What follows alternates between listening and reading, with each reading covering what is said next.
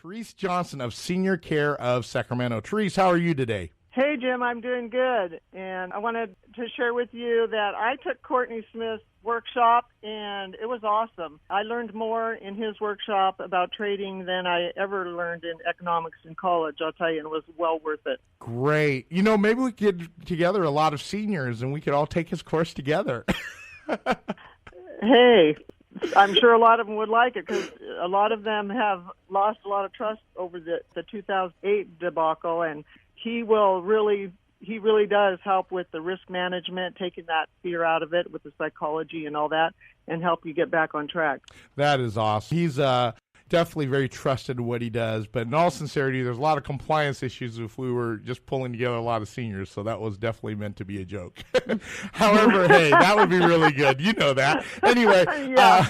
Today we're really focusing on a tribute to caregivers, and we want to go ahead. This is very special for us because both Cammie and I support an organization. I'm on the executive board of Healings in Motion that really does also specialize in really giving caregiver support, tools for caregivers. And I just want to jump right into it here as well. Just what is the biggest need for caregivers from what you see? And you work as in a placement, in terms of really placing people. You really work with people that are professional. Maybe they have a loved one. They're looking for a place.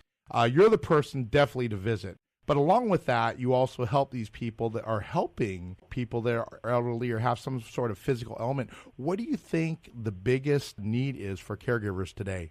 Well, what I see the most is that they're so exhausted and overworked, and they don't take good care of themselves, that they all need respite. They need a lot of scheduled time for themselves and vacations and time off. And I mean, some of them don't even take one day off a week. There's so many of them, especially couples, spouses, they're taking care of their loved one, and they don't have one single day to themselves. And that's the biggest problem that I see. And then a lot of the daughters and daughters-in-laws that are taking care of or managing and trying to work out there and still manage their mom or dad's care, and they're almost like an employer having to hire the caregivers.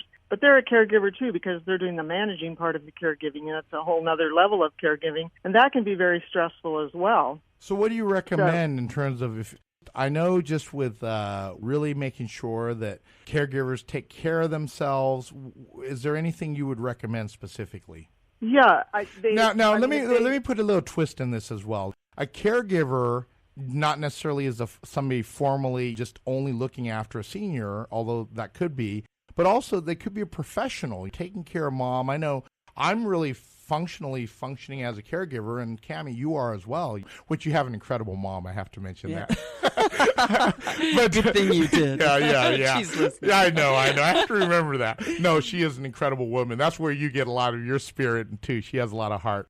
But what do you recommend for people to take care of themselves, especially if they have a job and trying to juggle all this around? Let's deal with that cross segment because I know you specialize in that as well.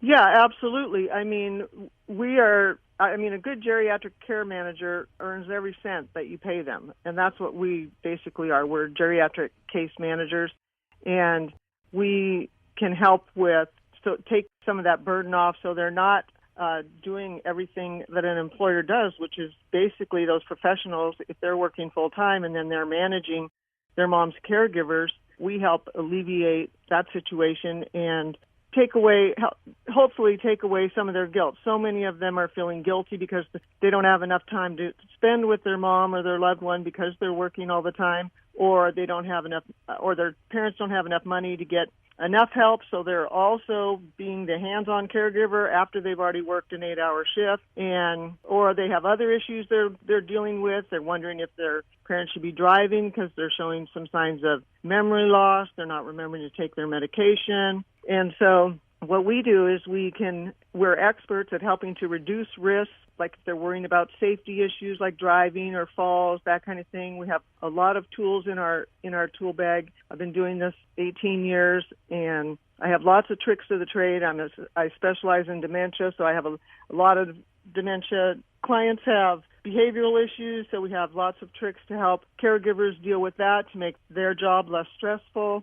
We help with eliminating unnecessary medications and treatments that can also create more funds to help pay for caregivers, and we really help with finding maximizing the seniors' entitlement benefits and other resources so that to maybe create some more financial cash to help pay for the caregiving services so that professional woman who's trying to work can maybe have some time off and not be working like double shifts every day. That is really great. And I know what you do is so special. I actually have somebody, she's probably listening right now. I talked to her a little bit before, Rosemarie Westrup. We love you. We know your husband had passed. Richard, a great, great man who suffered also from a stroke, but I was very privileged from the fact that I actually heard him speak because usually he couldn't really coherently communicate. Last time I visited, wow, he could communicate. We're going to hear a little bit more about Richard. He was an incredible man with an incredible story, but I just wanted to send a tribute out there also to Rosemarie. But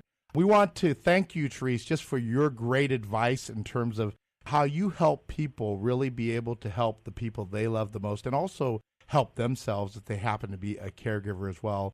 And you can go ahead and find out more from Therese Johnson. You can go ahead and look at seniorcareofsacramento.com. Go to seniorcareofsacramento.com to find out just a little more information. Any final words, Therese, before we continue on? Yeah, I just want to let people know that we're happy to do as much or as little as you needed with geriatric case management. We do it all. And it is the month of love and Valentine's, so we want all our caregivers to remember that you can't love someone else until you love yourself first. So do something nice for yourself for Valentine's Day. That is great. And so we're going to look at Steve Gasser. He's our incredible tech there. Let's go ahead and wish. They said love your seniors. So I'm going to look at Steve there.